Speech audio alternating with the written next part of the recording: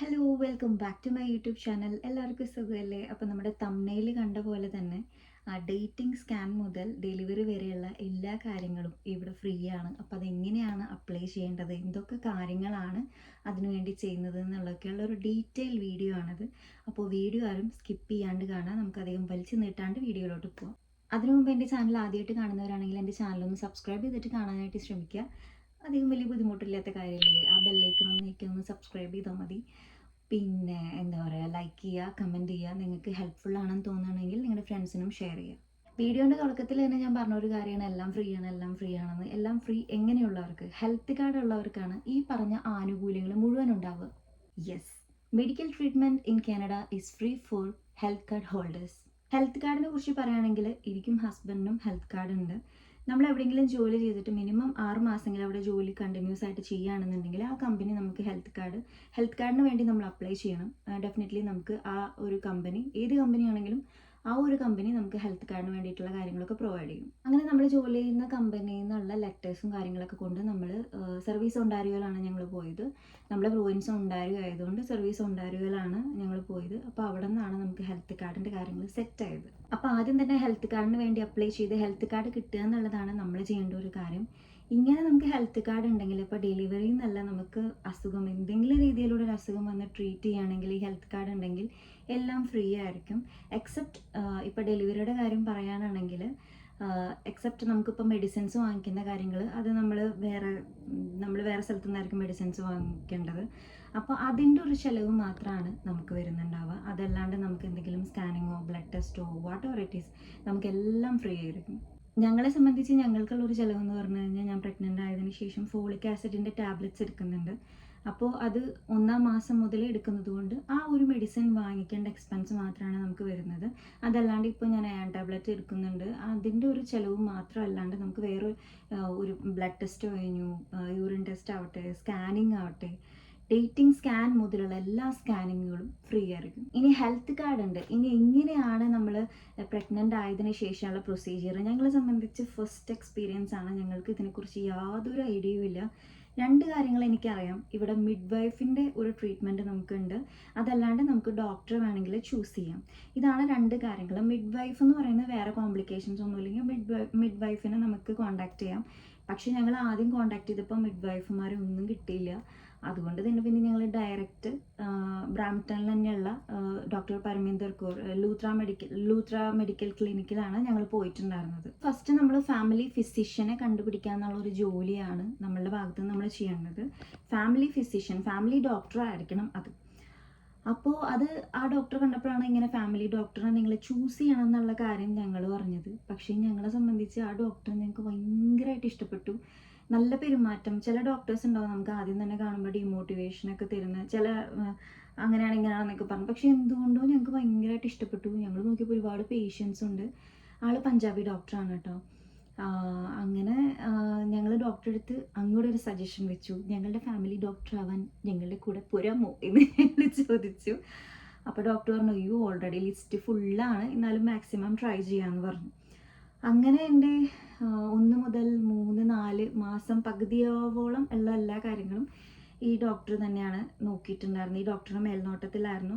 ഇതിന് ശേഷം ഇവിടെ എല്ലാം അങ്ങനെ തന്നെയാണ് എന്നാണ് എൻ്റെ ഒരു വിശ്വാസം. 4-ാം മാസം ഒക്കെ ആവുമ്പോഴത്തേനും അതുവരെയുള്ള സ്കാനിങ്ങുകൾ, ടെസ്റ്റിങ്ങുകൾ, അതായത് 4 മാസം വരെയുള്ള എൻ്റെ സ്കാനിങ്ങും ടെസ്റ്റിങ്ങും കാര്യങ്ങളും ഒക്കെ ഈ ഒരു ഡോക്ടറിൻ്റെ മേൽനോട്ടത്തിലായിരുന്നു.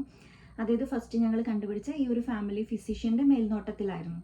ആൻഡ് അതിനുശേഷം ഞാൻ ഈ പറഞ്ഞ പോലെ ഒരു 4-ാമത്തെ മാസം അവസാനിക്കാറായപ്പോഴാണ് ഈ ഡോക്ടർ ഞങ്ങൾക്കൊരു സ്പെഷ്യലിസ്റ്റ് ഗൈനക്കോളജിസ്റ്റിനെ ഞങ്ങൾക്ക് റെഫർ ചെയ്ത് തന്നത്. അത് എല്ലാവരുടെയും ഫാമിലി ഡോക്ടേഴ്സ് ഒരു ഗൈനക്കോളജിന് ആ ഒരു സമയത്ത് നമുക്ക് റെഫർ ചെയ്യും, സ്പെഷ്യലിസ്റ്റിന്.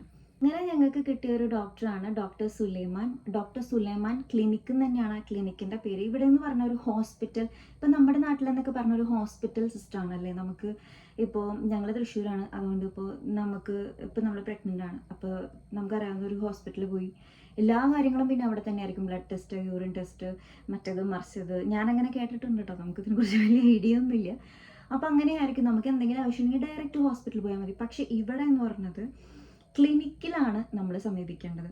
ഇപ്പം ഞങ്ങൾ ഫസ്റ്റ് പോയ ക്ലിനിക്ക് ബ്രാംപ്ടണിലുള്ള ലൂത്ര മെഡിക്കലിലാണ്. സെക്കൻഡ് ഡോക്ടർ സജസ്റ്റ് ചെയ്തത് ഡോക്ടർ സുലൈമാൻ ക്ലിനിക്കിലാണ്, അപ്പോൾ അങ്ങോട്ട് പോകണം.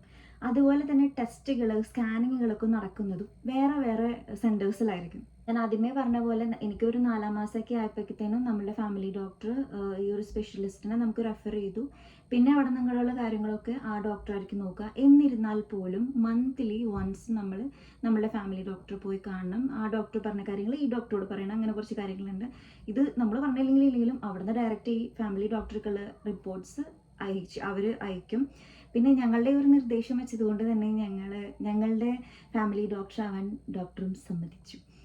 അങ്ങനെ ഇപ്പം എൻ്റെ ലാസ്റ്റ് 2 വാക്സിനേഷൻ ഉണ്ടായിരിക്കുമല്ലോ. അപ്പോൾ ഫസ്റ്റ് ഡോസ് വാക്സിനേഷൻ എൻ്റെ കഴിഞ്ഞു August 11th.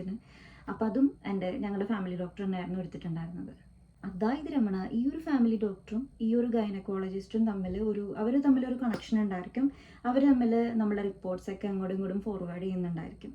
ശരിക്കും പറഞ്ഞാൽ ഈ കാനഡയിലെ ഒരു മെഡിക്കൽ സിസ്റ്റം ഭയങ്കര സ്ലോ ആണ്, അല്ലെങ്കിൽ ഭയങ്കര വീക്കാണ് എന്നുള്ളതൊക്കെയാണ് ഞങ്ങളും കേട്ടിട്ടുള്ളത്.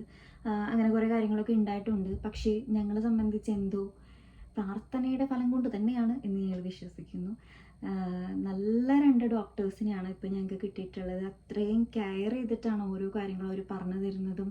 എനിക്കിപ്പോൾ 7 month ആയപ്പോൾ ഡയറ്റ് ചാർട്ട് തന്നു, എന്തൊക്കെ കഴിക്കണം, കഴിക്കേണ്ടാത്തത് എന്നൊക്കെ വിളിച്ച് നമുക്ക് പറഞ്ഞു തന്നെ എനിക്ക് ഭയങ്കരമായിട്ട് സാറ്റിസ്ഫൈഡ് ആണ്. അതും ഞങ്ങൾക്ക് കിട്ടിയിട്ടുള്ള ഈ 2 ഡോക്ടേഴ്സും ഇന്ത്യൻ ഡോക്ടേഴ്സ് തന്നെയാണ് കേട്ടോ. അതും ഇവിടെ പറയേണ്ട ഒരു കാര്യമാണ്. പിന്നെ 1-2 കാര്യങ്ങൾ നമുക്കിനി ചിലവ് വരാൻ പോകുന്നത് എന്താണെന്ന് വെച്ച് കഴിഞ്ഞാൽ, ഇപ്പം നമുക്ക് ഹോസ്പിറ്റലിൽ ഇവിടുത്തെ ഒരു ഹോസ്പിറ്റൽ സിസ്റ്റം പ്രകാരം ഇപ്പോൾ എൻ്റെ ഹസ്ബൻഡിന് മാത്രമേ ബൈസ്റ്റാൻഡറായിട്ട് നിൽക്കാൻ പറ്റുള്ളൂ. അതായത് ഹസ്ബൻഡിന് മാത്രമേ ബൈസ്റ്റാൻഡറായിട്ട് നിൽക്കാൻ പറ്റുള്ളൂ. അതിൽ ഞാൻ ഭയങ്കര ഹാപ്പിയാണ്. കാരണം ആ ഒരു സമയത്ത് നമ്മുടെ കൂടെ ഉണ്ടാവേണ്ടത് നമ്മുടെ ഭർത്താവ് തന്നെയാണ്. അതാണ് എനിക്ക് ഏറ്റവും വലിയ സന്തോഷം. പക്ഷേ ആ ബൈസ്റ്റാൻഡറിനുള്ള ഫുഡ്, അതിൻ്റെ എക്സ്പെൻസ് മാത്രമാണ് ആ ഒരു സമയത്ത് ഡെലിവറിയുടെ സമയത്ത് നമുക്ക് വരുന്നുണ്ടാവുക. പിന്നെ കാർ പാർക്കിംഗ് ചാർജസ് എന്തെങ്കിലും ഉണ്ടെങ്കിൽ അത്. ഈ ഒരു 2 ചിലവല്ലാതെ നമുക്ക് വേറെ ചിലവൊന്നും ഉണ്ട് എന്ന് ഞാൻ അന്വേഷിച്ചിരുന്നപ്പോൾ ഞങ്ങൾക്ക് അറിയാനായിട്ട് സാധിച്ചില്ല. പിന്നെ വേറൊരു പോസിറ്റീവ് ആയിട്ടുള്ള കാര്യം, നമ്മുടെ ഡെലിവറിയുടെ സമയത്ത് എന്താ പറയുക, ഇൻ കേസ് നമുക്ക് ഫോർമുല വേണമെങ്കിൽ അതും, അതുപോലെ തന്നെ കുഞ്ഞിനുള്ള ഡൈപ്പേഴ്സ്, നമുക്ക് ആ സമയത്ത് ചേഞ്ച് ചെയ്യേണ്ട പാഡുകൾ, അതുപോലെ തന്നെ കുഞ്ഞിനുള്ള ഉടുപ്പുകൾ വരെ നമുക്ക് ഹോസ്പിറ്റലിൽ നിന്നാണ് അവർ പ്രൊവൈഡ് ചെയ്യുന്നത്. പിന്നെ എൻ്റെ ഡെലിവറി പറഞ്ഞിട്ടുള്ളത് ബ്രാംപ്ടൺ സിവിക് ഹോസ്പിറ്റലിലാണെങ്കിൽ ഡേറ്റ് വന്നിട്ടുള്ളത് November 8th കേട്ടോ. എല്ലാവരും പ്രാർത്ഥിക്കാം. പിന്നെ എന്താ പറയുക, ഇനി ഹോസ്പിറ്റലിൽ നിർബന്ധമായിട്ട് നമ്മുടെ കയ്യിൽ ഉണ്ടാവേണ്ട കുറച്ച് കാര്യങ്ങളെക്കുറിച്ചാണ് ഇനി ഞാൻ പറയാൻ പോകുന്നത്. ഇപ്പോൾ പറയാൻ പോകുന്ന കാര്യം ഒരുവിധം UK, കാനഡ, അയർലൻഡ് പോലുള്ള കൺട്രീസിലൊക്കെ സെയിം ആയിരിക്കും എന്നാണ് എനിക്ക് തോന്നുന്നത്. ഇവിടെയൊക്കെ എന്ന് പറഞ്ഞാൽ നമുക്ക് ഹോസ്പിറ്റലിൽ കുഞ്ഞിനുള്ള കാർ സീറ്റ് നിർബന്ധമായിട്ടും വേണം. കാർ സീറ്റ് എന്ന് പറയുന്നത് നിങ്ങൾക്ക് മനസ്സിലായെന്ന് വിചാരിക്കുന്നു. മനസ്സിലാവാത്തവർക്ക് വേണ്ടിയിട്ട് കേട്ടോ. കുഞ്ഞിനെ ഇരുത്തുന്ന ആ ഒരു സംഭവം കണ്ടിട്ടില്ലേ, ഒരു ബ്ലാക്ക് കളർ, ആ ബ്ലാക്കോ എന്തെങ്കിലും കേട്ടോ കളർ. അപ്പോൾ അതിൽ നമ്മൾ കൊച്ചിനെ ഇരുത്താനായിട്ട് ആ ഒരു കാർ സീറ്റ് ഉണ്ടെങ്കിലാണ് അവർ കൊച്ചിനെ നമുക്ക് തരുള്ളൂ. അതിവിടെ നിർബന്ധമാണ്. ഇവിടെ എന്നല്ല, ഞാൻ പറഞ്ഞ ഈ കൺട്രീസിൽ, എല്ലാ കൺട്രീസിലും, ഈ കൺട്രീസിലൊക്കെ അത് നിർബന്ധമായിട്ടും വേണ്ട ഒരു കാര്യമാണ്. അത് മാത്രമല്ല, ഞങ്ങളിവിടെ അന്വേഷിച്ചറിഞ്ഞപ്പോൾ നമുക്ക് നാട്ടിൽ നിന്നൊന്നും അത് ഓർഡർ ചെയ്യാൻ പറ്റില്ല. ഇവിടുത്തെ തന്നെ വേണം. അതായത് കനേഡിയൻ ലോഗോ ഉള്ള കാർ സീറ്റ് ആയിരിക്കണമെന്ന് ഒരു നിർബന്ധമുണ്ട്. അത് മാത്രമല്ല, നമ്മുടെ ഡെലിവറി കഴിഞ്ഞ് 24 hours മോണിറ്ററിങ് കഴിഞ്ഞ് നമുക്ക് വേറെ കുഴപ്പമൊന്നും ഇല്ലാന്നുണ്ടെങ്കിൽ നമ്മൾ പറഞ്ഞു വിടും. പിന്നെ ഡെലിവറി കഴിഞ്ഞ് കുഞ്ഞിനുള്ള ബർത്ത് സർട്ടിഫിക്കറ്റ് എങ്ങനെ അപ്ലൈ ചെയ്യണം, അങ്ങനത്തെ കാര്യങ്ങൾ, അതുപോലെ തന്നെ പോസ്റ്റ്പാർട്ടം ഡിപ്രഷനെ കുറിച്ചിട്ടൊക്കെ ഒരു ബ്രീഫ് ക്ലാസ് ഒക്കെ തരും എന്നാണ് ഞങ്ങൾക്ക് ഇവിടെ അറിയാനായിട്ട് സാധിച്ചത്. And the most important thing, എനിക്കത് ഭയങ്കരമായിട്ട് ഇഷ്ടപ്പെട്ടു കേട്ടോ. നമ്മുടെ ഗവൺമെൻറ് ഓഫ് കാനഡ ഹെൽത്ത് ഡിപ്പാർട്ട്മെൻറ്റിൽ നിന്ന് ഡെലിവറി കഴിഞ്ഞ് കഴിഞ്ഞാൽ നമുക്കൊരു കോള് വരും. ആസ് എ മദർ നമുക്ക് ആ ഒരു സമയത്ത് ഭയങ്കര സന്തോഷമായിരിക്കും. അവർ നമ്മളെ ആ സമയത്ത് വിളിച്ച് അഭിനന്ദിക്കും പോലെ. അതായത് ഇവിടെ ജനിക്കുന്ന കുഞ്ഞ് ഇവിടുത്തെ സിറ്റിസൺ ആണ്. അപ്പോൾ അതുപോലെ തന്നെ ആ കുഞ്ഞിൻ്റെ അമ്മയും ഒരേപോലെ പാമ്പർ ചെയ്യുന്നുണ്ടെന്നാണ് ഞങ്ങൾ അറിഞ്ഞൊരു കാര്യം. അതൊക്കെ കേൾക്കുമ്പോൾ ഭയങ്കര സന്തോഷമാണ് കേട്ടോ. അപ്പോൾ ഇത്രയൊക്കെയാണ് ഈ ഒരു വീഡിയോയിൽ ഞാൻ പറയാനായിട്ട് ഉദ്ദേശിച്ചിട്ടുണ്ടായിരുന്ന കാര്യങ്ങൾ. അധികം വലിച്ചു നീട്ട് അതെല്ലാം പറഞ്ഞു തീർത്തു എന്നുള്ളതാണ് എൻ്റെ ഒരു വിശ്വാസം. അപ്പോൾ നമ്മുടെ ചാനൽ ആദ്യമായിട്ട് കാണുന്നവരാണെങ്കിൽ ഞാൻ നേരത്തെ പറഞ്ഞ പോലെ സബ്സ്ക്രൈബ് ചെയ്തിട്ട് കാണാനായിട്ട് ശ്രമിക്കുക. ഇനിയും പുതിയ അപ്ഡേറ്റ്സ് വരുന്നതായിരിക്കും. അതുപോലെ തന്നെ ലൈക്ക് ചെയ്യുക, കമൻറ്റ് ചെയ്യുക. നിങ്ങൾക്ക് ഹെൽപ്ഫുള്ളാണെന്ന് തോന്നുകയാണെങ്കിൽ നിങ്ങളുടെ ഫ്രണ്ട്സിനും ഷെയർ ചെയ്യുക. അപ്പോൾ അടുത്തൊരു ഹെൽപ്ഫുള്ളായിട്ടുള്ള വീഡിയോ ആയിട്ട് ഞാൻ വീണ്ടും വരുന്നതായിരിക്കും. അതുവരേക്കും ടാറ്റാ.